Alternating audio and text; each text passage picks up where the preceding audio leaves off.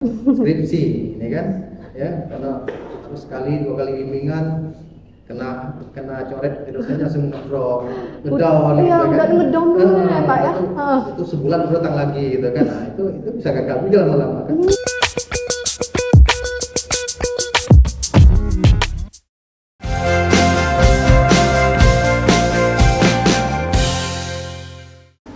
Nah, kalau ngomong-ngomong tadi kan udah tentang studi kasusnya Kemendikbud gitu kan Pak. Nah, ada lagi nih Pak, satu juga studi kasus yang kita jumpai bahwasannya nih penyalahgunaan pada beasiswa KIP gitu nah Pak. Nah, ada yang beranggap, ada juga beberapa oknum gitu kan Pak, bahwasannya mereka mendapatkan beasiswa bantuan KIP itu dibelikannya seperti HP atau kendaraan atau yang lainnya, tapi tidak untuk memang pure untuk kependidikan gitu nah Pak. Nah, karena beberapa di TikTok kemarin itu ada seperti itu gitu Pak. Ya Pak, ada oknum yang memang menyalahgunakan tentang KIP ini. Nah, bagaimana tanggapan Bapak sebagai dosen sendiri yang mereka menggunakan KIP itu untuk foya-foya?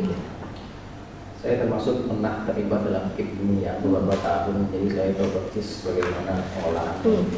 Jadi KIP kuliah ini kan adalah bantuan pendidikan yang diperuntukkan untuk calon-calon mahasiswa yang berasal dari keluarga yang kurang mampu. Iya benar. Nah, kurang mampu itu nanti ada standarnya lagi tuh dari pemerintah, berapa penghasilannya gitu kan, rumahnya, pekerja dan sebagainya. Nah, artinya dengan adanya persyaratan itu menjadi tolok ukur ketika kampus menyalurkan kuliah kepada calon mahasiswa sepanjang memenuhi kriteria itu, berarti dia memenuhi syarat, kan? Artinya tidak salah. Gitu. Nah, cuman berbeda dalam ternyata dalam kenyataannya tadi betul juga dikatakan ada juga yang seharusnya uang bantuan itu untuk biaya pendidikan, beli buku misalnya, pokoknya yang berkaitan dengan kuliah lah. Benar. Namun disalahgunakan misalnya oleh anak ini diberikan handphone atau diberikan barang-barang yang tidak berkaitan dengan itu gitu kan. Dan memang faktanya ada seperti itu. Nah, cuman saya mengatakan begini, pertama sepanjang tidak mengganggu perkuliahan, artinya semua biaya kuliah itu mampu dipenuhi, itu tidak masalah.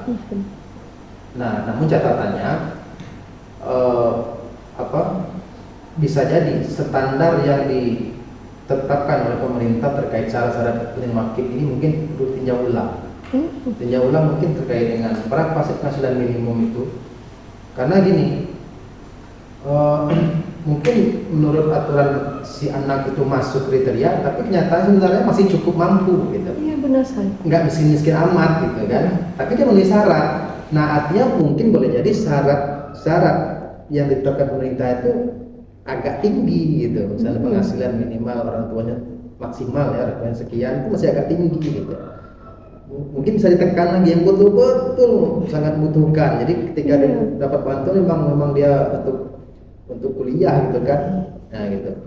Nah, dan tadi itu pertama, kedua ya ini bisa jadi mungkin ya kesadaran dari si mahasiswa itu yang kurang gitu kan, yang seharusnya ya bisa disimpan untuk biaya kuliah yang nantinya pasti ada kan, banyak apalagi di akhir.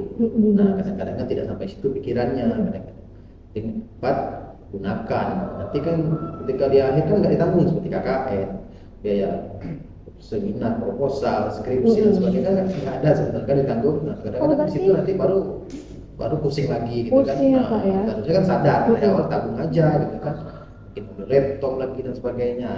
Jadi sepanjang berkaitan dengan kuliah sih tidak masalah. Kalau tidak juga ya yang penting kuliahnya kan sampai terhambat karena itu terpakai. Iya benar-benar sih. Berarti kalau sudah di semester 8 itu kan namanya ada tentang mulai dari sempro, sidang tadi gitu ya Pak. Berarti beasiswa ini tidak sampai untuk sidang dan sempro ini berarti ya? Tidak sampai. Di luar berarti? Oh tidak ditanggung. Berarti cuma sampai di semester 7. SPP. Oh SPP saja ya Pak ya, bagi-baginya. Oke. Jadi sepanjang penjelasan Bapak bahwasannya memang ini sangat dari tahun ke tahun itu pasti ada kasusnya gitu kan Pak, bahwasanya dibelikannya kemana dan uangnya itu ditujukannya kemana itu beda. Nah, jadi ada pertanyaan lagi untuk Pak Nanang Caca? Nah, tadi kan kita udah ngomongin yang viral-viral nih Pak, kayak UKT, KIPKA. Nah, sekarang tuh Caca mau nanya, menurut Bapak apa aja sih yang menyebabkan kegagalan dalam perkuliahan? Mahasiswa gagal Mm-mm. kuliah. Oke. Dia bicara mahasiswa yang gagal kuliah, artinya mungkin dia tidak lanjut lagi gitu ya.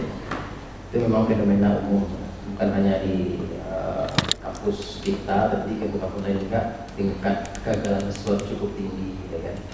Yang sudah melewati 7 tahun, otomatis gagal, itu banyak. Jadi kalau mau dipilah, menurut saya ada 2 faktor, faktor internal dan faktor eksternal. Internalnya apa? Pertama, mahasiswa itu salah pilih jurusan. Jadi ketika awal masuk kuliah, ya calon mahasiswa ini kadang-kadang dia tidak punya preferensi. Mau kuliah tuh mau kuliah apa dan kenapa gitu kan? Kebanyakan kan masih bicara karena teman, gitu kan, atau yang sedang tren dan sebagainya masuk gitu kan. Jadi tidak sesuai passion sebenarnya. Jadi kan sering tuh di TikTok tuh, semakin tinggi semester semakin sadar bahwa kita salah jurusan gitu kan. Iya benar-benar sekali Pak. Jadi itu karena dari awal tidak punya preferensi gitu. Ya tapi saya maklum juga karena saya pun di level itu juga mungkin seperti itu gitu kan. Ya sekarang aja baru tahu gitu kan. Itu pertama, katanya jurusan itu tidak sesuai dengan passionnya. Ya. Yang kedua adalah lemahnya manajemen waktu. Kan kuliah ini kan kita ini ya, kuliah itu waktu kita kan tersita kuliah untuk tugas ya dan lain sebagainya, belum lagi organisasi gitu kan. Nah kadang-kadang tuh manajemen waktu itu yang tidak dimiliki. Mungkin terlalu prioritas untuk organisasi, kuliahnya terbengkalai. Iya benar sekali. Nah itu banyak juga yang gitu. Jadi kalau bagi saya tuh saya tidak marah, organisasi itu bagus. Malah saya menganjurkan mahasiswa ikut organisasi sesuai dengan minat dan bakatnya. Tapi harus bisa manajemen waktu, jangan sampai kuliahnya menjadi terganggu atau terbengkalai hanya karena itu gitu kan. Harus pandai-pandai mengatur waktu dan berkomunikasi dengan dosennya gitu kan. Jadi masalah manajemen waktu tuh. Iya benar. Belum lagi mungkin ada mahasiswa yang sambil kerja, itu lebih berat lagi manajemen waktunya.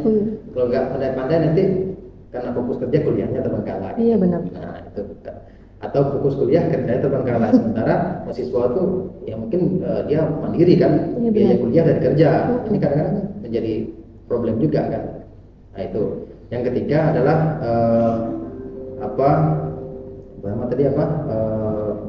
pertama tadi ada faktor dari internal ya eksternalnya. Internal tadi apa? Kalau faktor internal tadi mungkin dari hal-hal waktu dia tidak ada preferensinya.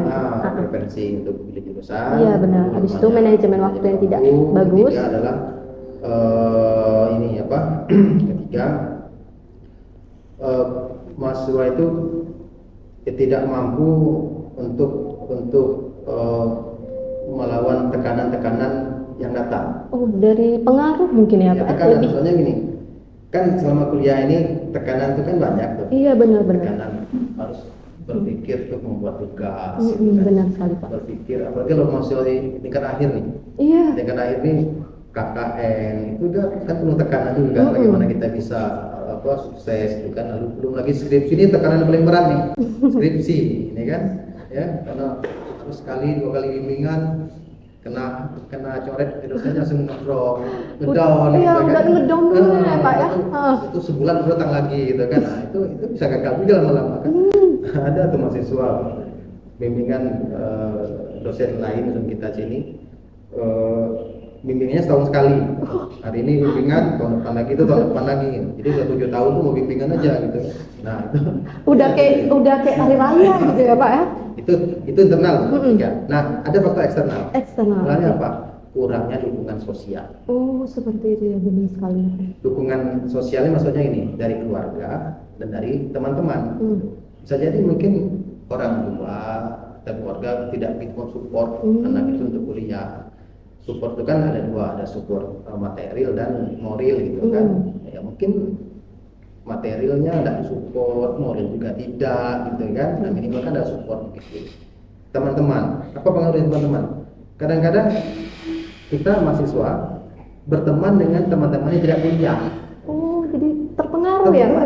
Teman-teman tiap malam kumpul-kumpul sampai begadang-gadang masuk pagi, ya yang nggak kuliah kan tidur aja kan. Iya, Yang benar. kuliah akhirnya nggak kuliah karena tiduran. Iya. Jadi faktor sosial itu juga pengaruh.